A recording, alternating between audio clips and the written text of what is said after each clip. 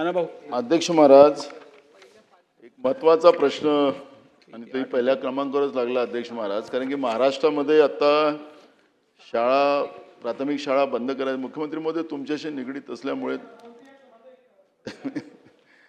तर अध्यक्ष महाराज, शाळा बंद केल्या जातील आता मराठी भाषिक आणि जिल्हा परिषदाच्या प्रायमरी शाळा, अशी भीती सगळ्यांमध्ये, आणि त्याच्याशीच हा संबंधित प्रश्न आहे अध्यक्ष महाराज. अध्यक्ष महाराज, पटसंख्येची जी काही मर्यादा आपण लावलेली आहे 20पेक्षा कमी, आपल्याला लक्षात असेल की आघाडीचं सरकार, विलासराव देशमुख साहेब महाराष्ट्राचे मुख्यमंत्री होते त्या काळामध्ये गाव तिथं शाळा, एक मुलगा असेल तरी एक शिक्षक त्या ठिकाणी दिला जात होता आणि प्रत्येकाला शिक्षणाचा अधिकार या माध्यमातून हे शिक्षण दिलं जात होतं. पण आता अध्यक्ष महाराज तशी परिस्थिती राहिली नाही आहे. शाळा कशा बंद केल्या जातील याच्यावरचा उपाययोजना चाललेल्या आहेत आणि म्हणून मंत्र्यांनी एक या ठिकाणी स्पष्ट केलं पाहिजे की जी काही परिस्थिती आहे, आम्ही शाळा पटसंख्येचा आधार नाही, एक मुलगा असेल तरी आम्ही शिकवू, अशा पद्धतीची आम्हाला या सभागृहाचं आश्वासन त्यांनी दिलं पाहिजे. आणि दुसरा महत्त्वाचा प्रश्न अध्यक्ष महाराज, शिक्षकांचा जो विषय या ठिकाणी मंत्री महोदयांनी उपस्थित केला, आपण पाहिलं असेल की आत्ता आझाद मैदानावर हजारो शिक्षक आंदोलन करतात आहेत, भर पावसात करतात आहेत, चिखलात आहेत. अध्यक्ष महाराज, शिक्षकी पेशा करणाऱ्या व्यक्तिमत्वाला, गुरुजनाला त्या पद्धतीनं आपल्या न्यायिक हक्क मागण्यासाठी मैदानात उतरून त्या पद्धतीची लढाई करावी, हे काही बरोबर नाही. अध्यक्ष महाराज, सरकारने जाहीर केलं होतं की टप्प्याटप्प्यानं आम्ही अनुदान वाढवू. आता 20% असेल तर 40% केलं पाहिजे, 40% असेल तर 60% केले पाहिजे. पण शासनाने आता ते अनुदान देण्याचंही काम बंद करून टाकलं आणि म्हणून त्या ठिकाणी शिक्षकही मोठ्या संख्येनं चिखलामध्ये बसलेले आहेत. काल रात्री चिखलात झोपलेत अध्यक्ष महाराज. आणि म्हणून माझं मंत्री महोदयांना स्पेसिफिक माझा प्रश्न आहे की ते आंदोलन चाललेलं आहे, त्यांच्यासाठी सुद्धा इथून काही संदेश देणार का आपण? हा पण एक मुद्दा आहे. ते आंदोलन त्या ठिकाणी संपलं पाहिजे आणि जे शासनाने जे धोरण ठरवलेलं आहे टप्प्याटप्प्याने अनुदान देण्याचं, ते सरकार मान्य करेल काय? हा माझा स्पेसिफिक प्रश्न.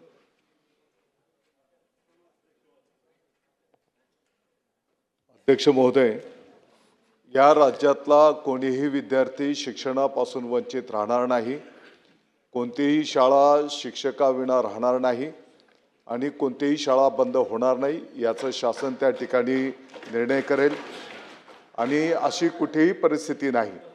परंतु पटसंख्या 20च्या आत जर असेल आणि यापूर्वीचं जे एक्झिस्टिंग धोरण होतं त्याप्रमाणेच आता आपण कार्यरत आहोत. किमान एक शिक्षक त्या शाळेमध्ये तिथे उपलब्धच आहे आणि त्याच्या पुढची संख्या जर असली तर स्थानिक पातळीवर सेवानिवृत्त शिक्षक असतील तर ते पण आपण त्या ठिकाणी घेऊ शकतो.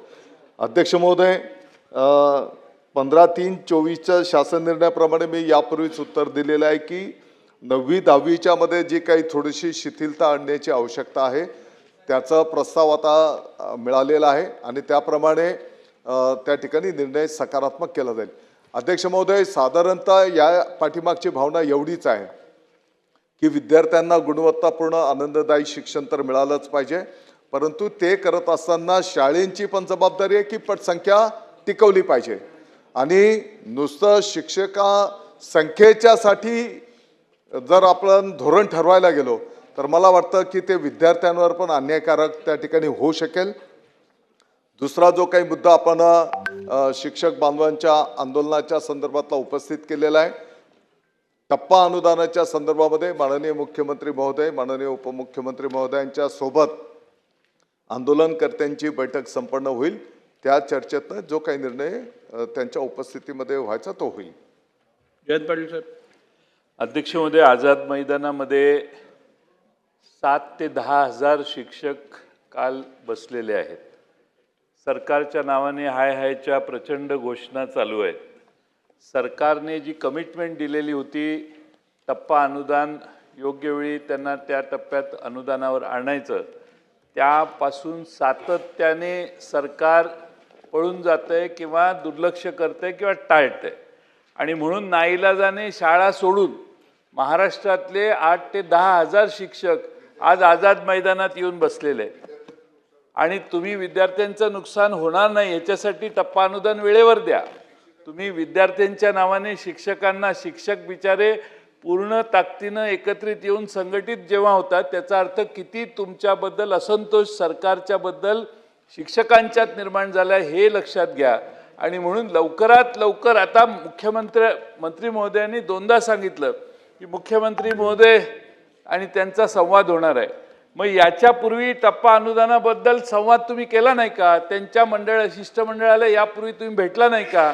लोकांनी मोर्चात येऊन आझाद मैदानात बसल्यानंतरच तुम्ही त्यांच्याशी चर्चा करणार असाल तर महाराष्ट्रातल्या सारख्या शासकीय आणि निमशासकीय संघटना आझाद मैदानात अध्यक्ष महोदय येतील. म्हणून माझी मागणी आहे की आजच्या आज त्यांना बोलवा आणि टप्पा अनुदान किती तारखेला देणार हे संध्याकाळपर्यंत सभागृहाला शासनाने जाहीर करावं. पर्यायाने महाराष्ट्रातल्या त्या सगळ्या शिक्षकांना आमची काळजी आम्ही त्या शिक्षकांची घेतोय. शेवटी अध्यक्ष महोदय, या महाराष्ट्रातल्या शिक्षकांना अशी पाळी येणार नाही असे तुम्ही आदेश द्या. अध्यक्ष महोदय, ते टाळाटाळ करतायत. तुमचा आदेश असला ना, काल आता सुप्रीम कोर्टाचे चीफ जस्टिसांनी तुम्हाला एम्पॉवर केलेलं आहे, त्यामुळे तुम्ही यांना जरा सांगा की वर काय होऊ शकतं यांचं ते. त्यामुळे अध्यक्ष महोदय, सरकारने कोर्टात त्या बिचाऱ्या शिक्षकांना जावं लागणार नाही याची काळजी घ्यावी. बोला. अध्यक्ष महोदय, अध्यक्ष महोदय,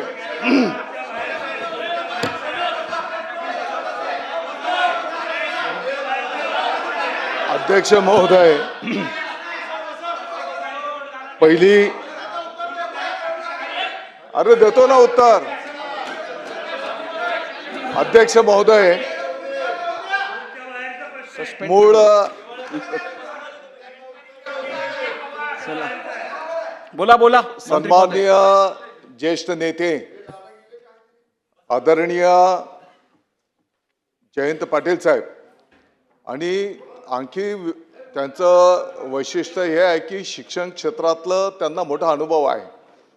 ते मोठे संस्थाचालक आहेत आणि या क्षेत्रातली त्यांना अतिशय सविस्तर खोलपर्यंतची माहिती आहे. खरं म्हणजे अध्यक्ष महोदय, आत्ताचा तारांकित प्रश्न हा आहे की संच मान्यतेच्या संदर्भातला. आता विषय आलेला आहे टप्पा अनुदानावर.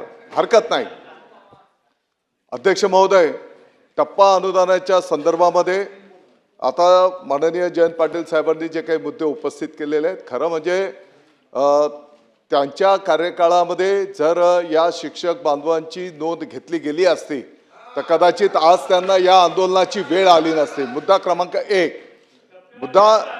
मुद्दा क्रमांक 2,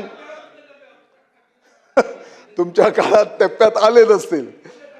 पाठीमागच्या काळामध्ये शासनाने ऑलरेडी सकारात्मक निर्णय, टप्पा अनुदान देण्याचा एक निर्णय झाला, त्याची अंमलबजावणी पण झाली.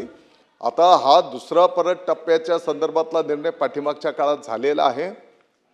आता त्याच्या अंमलबजावणीच्या संदर्भामध्ये मी यापूर्वीच विशद केलेला आहे की माननीय मुख्यमंत्री महोदय, माननीय उपमुख्यमंत्री महोदय यांच्याशी संवाद होईल आणि त्याच्यातनं त्या ठिकाणी निश्चितपणे मार्ग निघेल.